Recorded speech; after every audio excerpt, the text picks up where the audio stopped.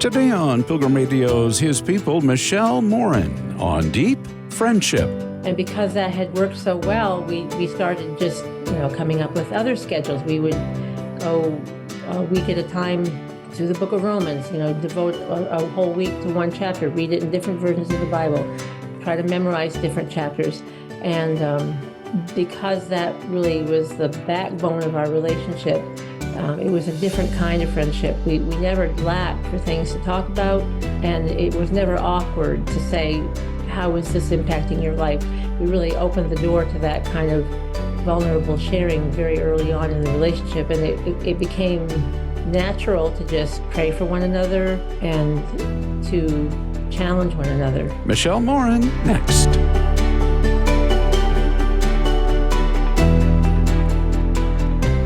As we all know, in-person friendship involves a risky level of vulnerability and humility. But it can also bring with it rich blessing, and that especially so when it's strengthened by a faith-shaping commitment to truth. Spencer Dalkey contacted Bible teacher and writer Michele Morin to discuss her piece, Take the First Steps Toward Deep Friendship. What prompted you to write this article? It sort of happened by surprise. You know how time can just get away from you. And I have been reading the Bible with a friend for a long time, and we were talking about what our next project would be. And it sort of hit me that we've been doing this for a long time. And the math was easy because she used to hold one of my sons in her lap in church, and he's 26 years old. And I thought, wow, we've been doing this for a minute. And it just hit me that this is a gift that I have been receiving for years and years and just kind of taking for granted. And I thought, well, I need to think this through because I had an assignment for Desiring God that I had to write an article. And I thought this would be something that I could share with other women, that this is an important thing that we need. We need friends and we need spiritual encouragement. And so I began processing how wonderful the gift has been over the years to be able to read the Bible with someone, to be able to share life with them on a practical level. And she and her husband were here for Thanksgiving dinner every year. And we have such good memories together. So it's kind of a gift that keeps on giving. It strikes me that, we don't take friendship very seriously, at least in our culture nowadays. But what do you understand by the term friendship, and what place does God, I guess, have for our humanity by giving us friends? It's by design. We were never designed to live in isolation. We were designed to live in community. Even when differences arise, we become better by leaning in rather than by dropping everything and taking our toys and going home.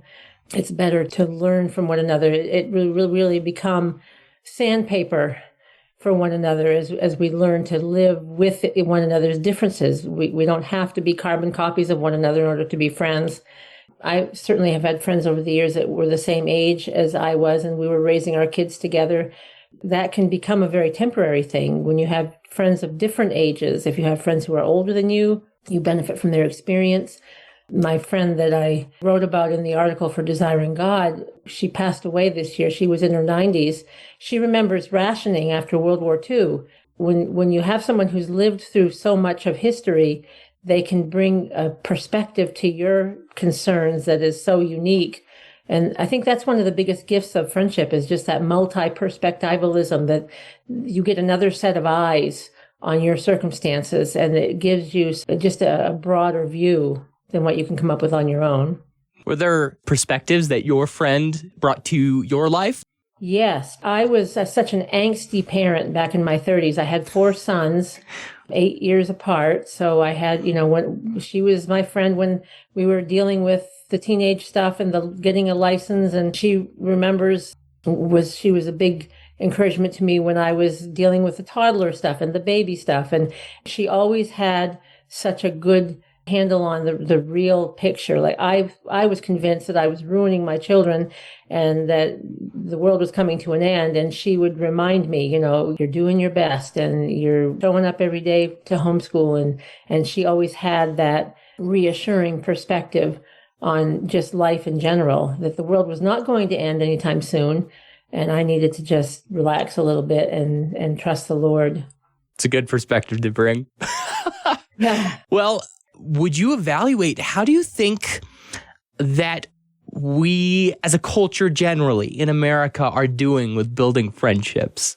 I think we've got some work to do because in one way of thinking of it, we can trick ourselves into feeling connected with online connections, and they're certainly helpful sometimes.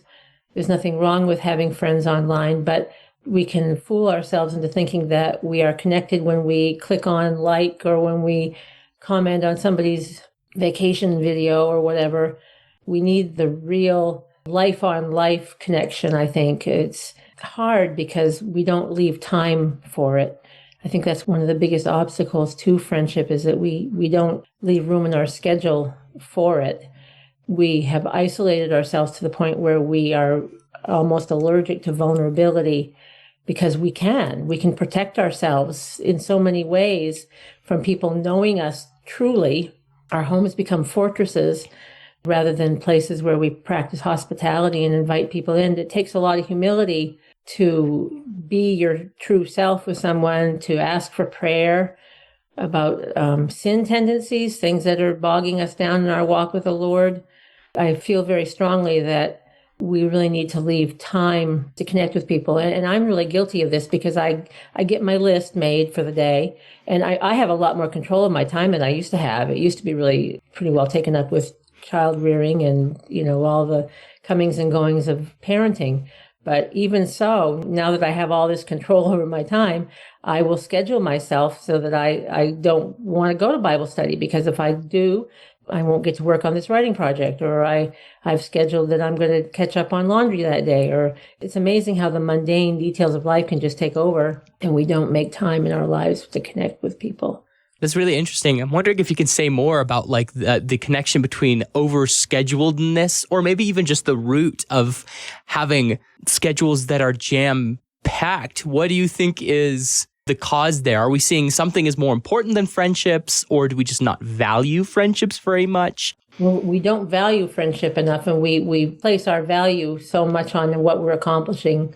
We have our little rubric by which we decide, okay, this was a good day. I checked everything off on my list.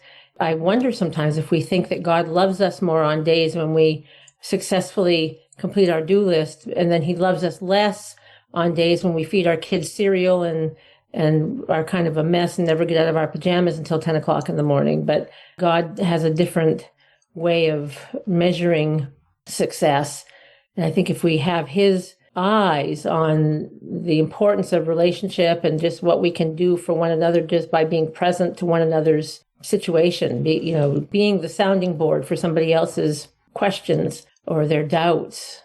Yeah, I've had a number of discussions even recently about AI, and we've been talking about this technology as a thing that's super efficient, and yet God is not often super efficient. He doesn't just download truth into our brains, but he works with us, and in fact, he even lived among us. So, it's uniquely American to be very efficient, very productive, but it's not really great for our humanity, is it?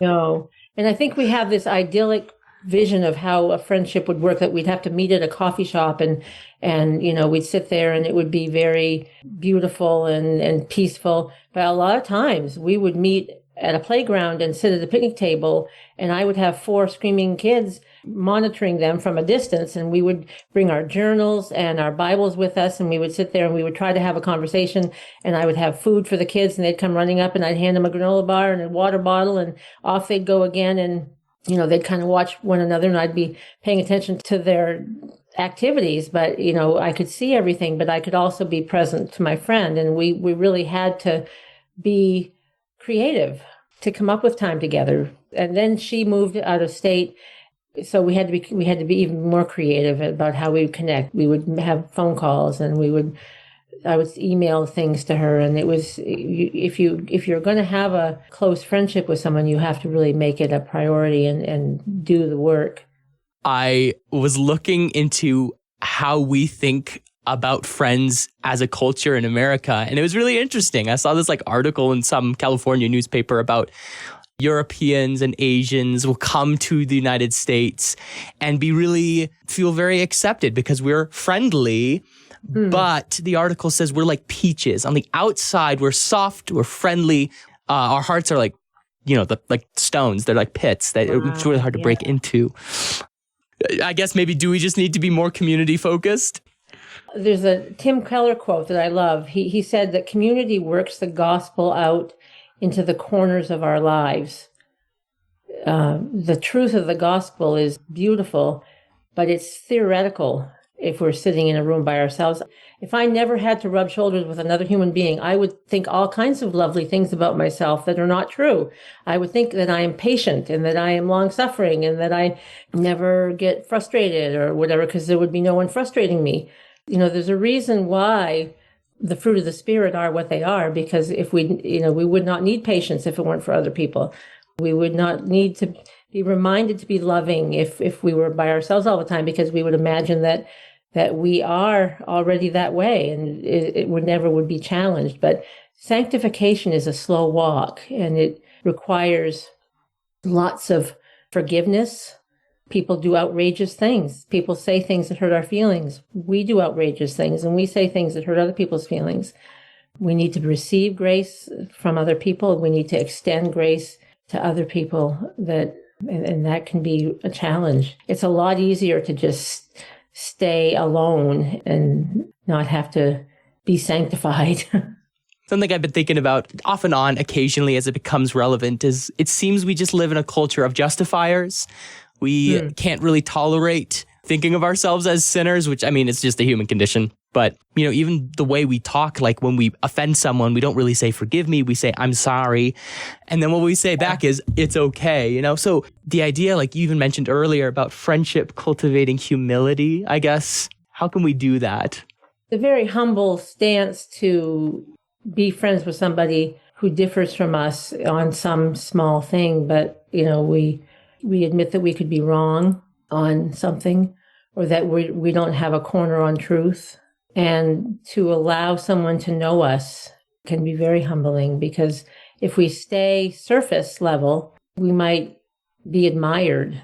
To give up the privilege of being admired and just to be loved, warts and all, can be really scary, because there's always the chance that the other person will just reject us if they find out that we aren't as perfect as we appeared to be in that first coffee date that we had, My guest today is Michele Morin. She's a Bible teacher and a writer and the author of Take the First Steps Toward Deep Friendship with Desiring God.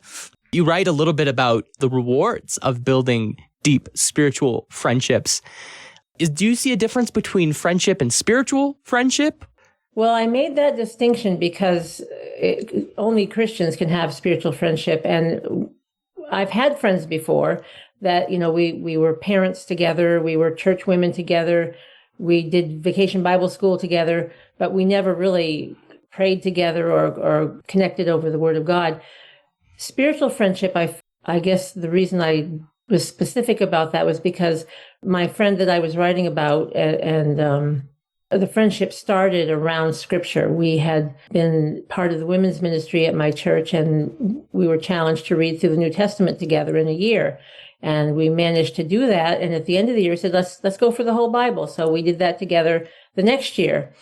And because we enjoyed connecting over it, we would call one another and we would share what we gleaned from our reading. And because that had worked so well, we started just, coming up with other schedules. We would go a week at a time to the book of Romans, devote a whole week to one chapter, read it in different versions of the Bible, try to memorize different chapters. And because that really was the backbone of our relationship, it was a different kind of friendship. We never lacked for things to talk about, and it was never awkward to say, how is this impacting your life? We really opened the door to that kind of vulnerable sharing very early on in the relationship, and it became natural to just pray for one another and to challenge one another. Given that we live in a culture that, we've been talking about is isolated, individualistic, we like our privacy and this sort of a thing, I imagine it can feel very intrusive when we say, hey, let's hang out. How would you recommend we foster a heart that wants friendships, perseveres to build friendships, and works past like this feeling of intrusiveness? I guess what I'm trying to ask is, how do we build these friendships?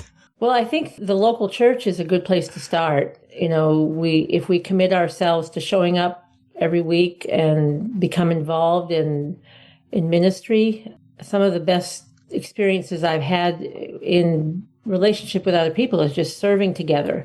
You have a common goal and you see one another just naturally. It's very organic if you're meeting together to plan.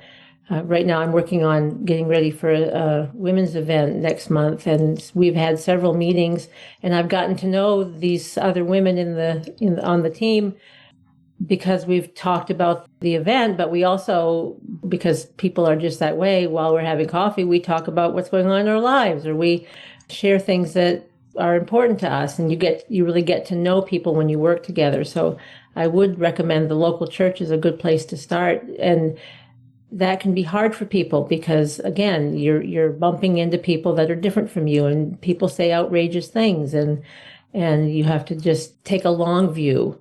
I can't believe that I've gone to the same church for almost 30 years, but it happens one Sunday at a time, and one children's ministry event at a time, and one potluck dinner at a time. And, you take a casserole to somebody when they have their baby, and the next thing you know, you're going to the graduation party for that baby.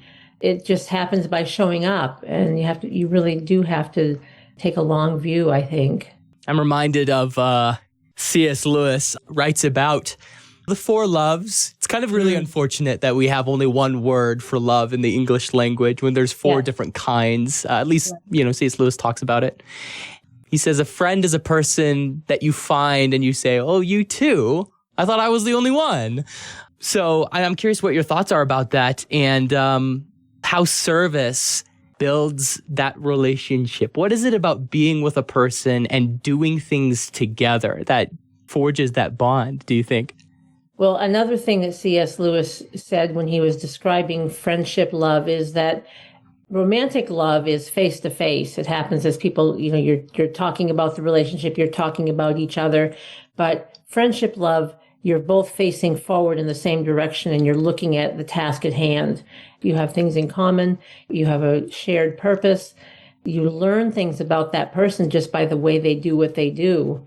So it's very practical, and nobody's ever going to make a Hallmark movie probably about a friendship, but there's a beauty to that everyday kind of getting to know another person, supporting them in practical ways that is so needed in today's world, because people are feeling so lonely.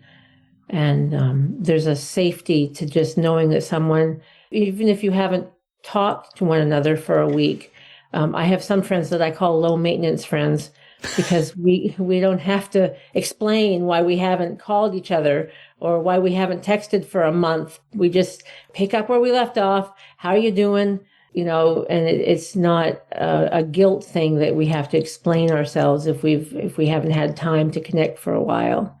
You write about the rewards of a spiritual friendship, and I imagine we probably talked a little bit about some of these things, but would you tie like some of that together about why is it worth seeking friendships? What sort of benefit do you experience as human beings, and especially as Christians, to building friendships? It makes our world bigger. We are so prone to surrounding ourselves with things that are safe, people that are safe. If we have another set of eyes on our circumstances, we might hear things that we don't want to hear. We might actually have someone say to us that we need to grab a hold of our bootstraps and pull, or that the world isn't as dark as we think it is, or this is not a huge problem, because they can look at it from a different perspective. It also gives us someone to cry with and to pray with and to laugh with. A shared joy is so much better than a joy experienced alone. And shared sorrow is cut in half. We have somebody else to help us and pray with us and to be able to talk something out. So I think that the value of another set of eyes on our own circumstances is incalculable. We were never designed to slog through life on our own. If the New Testament church could look ahead in time and see the way we have privatized our faith, I think they would be astonished. I mean, an obvious question that I probably could ask is obviously David and Jonathan. We often think of them as kind of the paradigm for friends.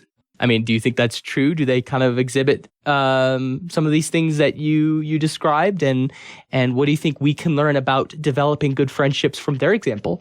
I think they had a long haul friendship, and there certainly were obstacles to it, because on the one hand, you've got Jonathan's father, Saul, that's trying to kill David, and that's certainly a non-starter for friendship. But then you've got them making commitments to one another that extend past the end of their lives, and David following through on caring for Jonathan's family even after Jonathan had died, and bringing Mephibosheth into his home and caring for him, allowing him to eat at the king's table, and just being aware of him through the years. I do think that that's one sweet benefit of friendship that maybe we overlook, is that you become connected to their world. My dear friend passed away back in January, and as a result, we've been involved in caring for her husband and staying in touch with them. And as a result, we've met her niece and nephew-in-law. We've gained 2 new friends as a result of a friendship that is going to have to wait for heaven to be continued. But the benefits of a friendship are eternal if you have the Lord involved. We forget about that, don't we? Yeah, we do. We forget that we're eternal creatures. How can the church institutionally help encourage the growth of organic friendships in the congregation? Oh, that's such a good question. And that's something that's, I think a lot of people have tried to do it. And sometimes programmed things really work great. And sometimes they don't. Sometimes they just fall flat, and you feel like it's a forced situation where they're trying to tell you how to feel. And that's never very helpful. But I do think just ministry, making opportunities. We need to accept that it's not just a nice thing to have on the side, that it's really something that's necessary to get women together in the same space, to provide truth, to really grow around, and just being able to serve the different generations. If you have an opportunity to work in the nursery, you get to know somebody's kids, and you get to minister to the mom when she comes and goes. And we have to be aware of one another's needs. The whole meal train thing, of being able to show up at somebody's house with a pizza or a casserole or something, and then offer to watch their kids when they go to the doctor, or there are very practical things that we can do to embed ourselves in one another's lives. But I think we have to take the risk of, even on Sunday morning, that's such a fraught time. It can be so busy for church people, that to just pay attention to the fact that there's somebody sitting there that you've never seen before, and get our courage pulled together and introduce ourselves and try to remember from week to week. I've started writing names in my calendar on the Sunday, that if I meet a new person and I write their name down, then chances are I'll do a better job of saying hi to them the next time, because I won't be embarrassed because I forgot their name. And so I think we just have to pay attention. We get inside our heads and we feel all self-conscious. Maybe they don't want to be talked to. Maybe I'll be bugging them if I say hello, or maybe they would rather not have me mention the fact that we have a Sunday school class that's available for the age of their child, that their child appears to be, and invite them to come to a event that's planned, near on the church calendar. But I feel like we play it safe. You've been listening to His People on Pilgrim Radio. Many thanks to our guest, Bible teacher and writer Michele Morin. We've been discussing her article, Take the First Steps Toward Deep Friendship. You can read it at desiringgod.org.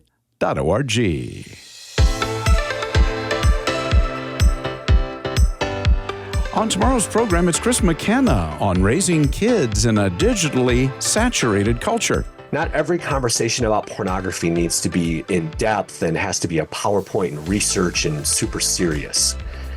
I want parents to understand that it's actually in the little drips and the little just invitations. It doesn't even have to include the word pornography, that you equip your kids to come to you when they struggle with pornography. Chris McKenna, coming up tomorrow on His People.